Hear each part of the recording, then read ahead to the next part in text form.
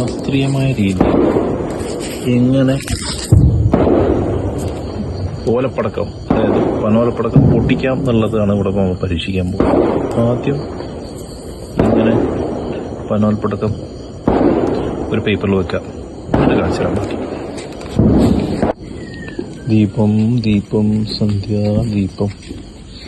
ഇങ്ങനെ ഇച്ചിരി തീ അങ്ങോട്ട് എടുക്കുക, അങ്ങനെ കത്തിക്കുക, എന്നിട്ട് വെയിറ്റ് ചെയ്യാം. അത് പൊട്ടണേ, നല്ല ഒച്ചത്തിൽ പൊട്ടണേന്ന് പ്രാർത്ഥിക്കുക.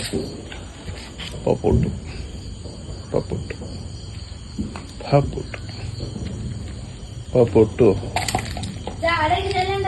ഞാൻ കഴിയട്ടെ ഗൈസ്. ശാസ്ത്രീയമായ രീതിയിൽ പടക്കം പൊട്ടിക്കുന്നത് ഇങ്ങനെയാണ് ഗൈസ്.